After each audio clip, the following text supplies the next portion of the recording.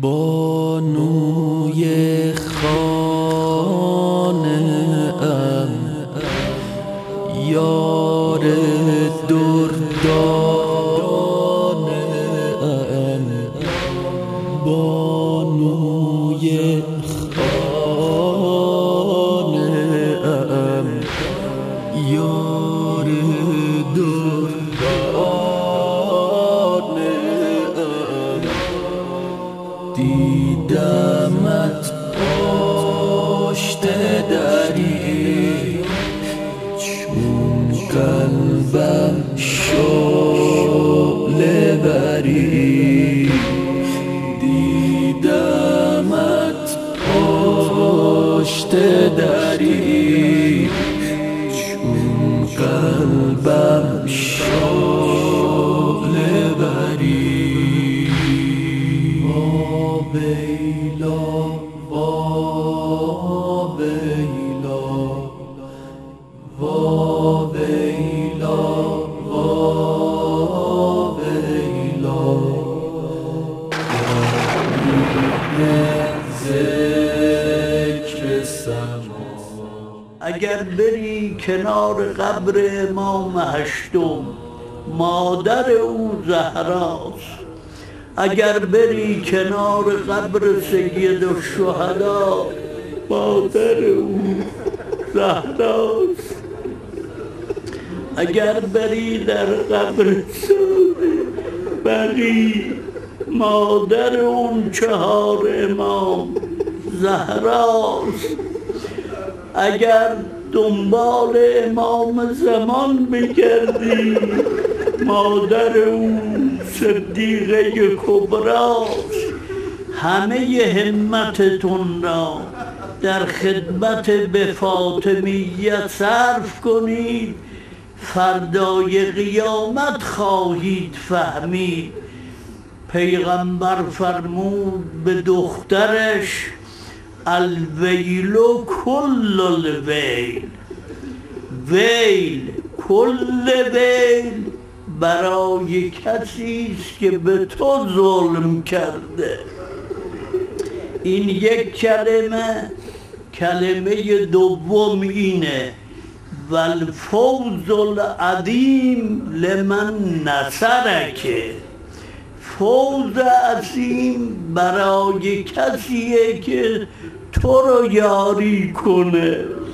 اون پرچم‌هایی که روز شهادت حضرت زهرا بلند میشه، همه اینها علمیه که به اسم نصرت او افراشته میشه و شما دارید به اون پرچم میگید: ای دختر رسول خدا، ای بضعه خاتم انبیا، ای مادر سید الشهدا، اگر جنازه تو دل شب دفن شد، ما نبودیم خدمت کنیم. این خدمت ماست امروز. فردا که بود وعده جنات نعیم، تسلیم کنم هرچه غلامی دارم. ای حمایتگرم،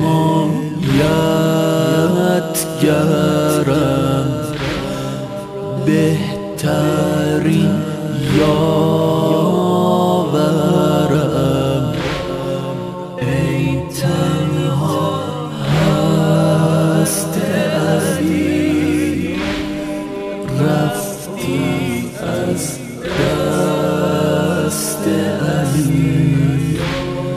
از داغت خسته علی، از داغت خسته علی.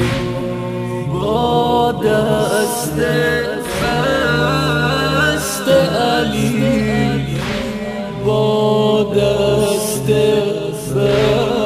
خسته علی. ویلا ویلا ویلا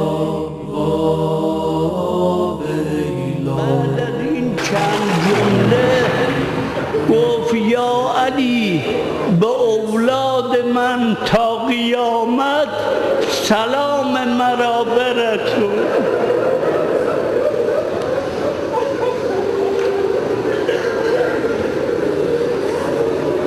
یعنی چه؟ بعد از اون کلمات این کلمه یعنی چه؟ با اون علم محیطش این مجلس رو دید در این مجلس هم چقدر سیده. این فاطمه تا روز قیامت انتشار نسل شدید خواست بگوید شما اولاد منید، بر من چه گذشت؟ وظیفه هر علویه اینه که روز سوم جمادی الثانیه در این مملکت با سر و پای برهنه مردانشون بیایند در کوچه و بازار بگویند ای مادر ما این جواب سلام ما. گل بیخار من یار و غمخوار من مسیح جان منی روح و ریحان منی با سفر کردنت با چنین رفتنت چشم زینبت را تر مکن یا زهرا.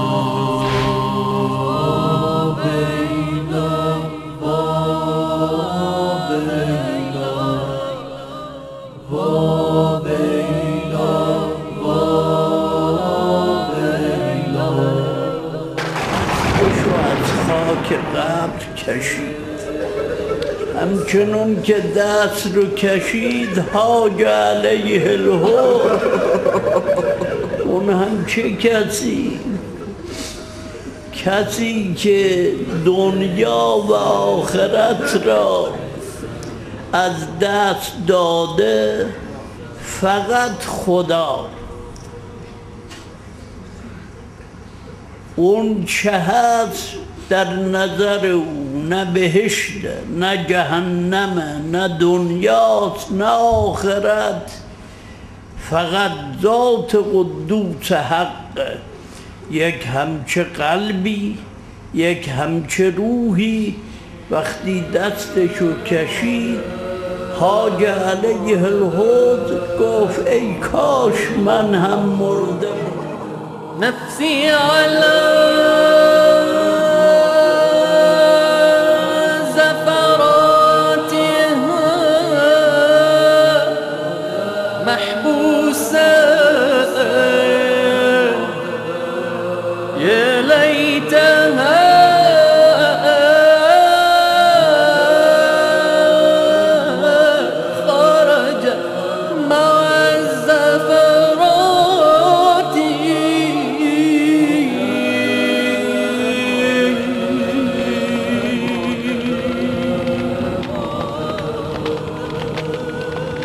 لا خير بعدك في الحياة وإنما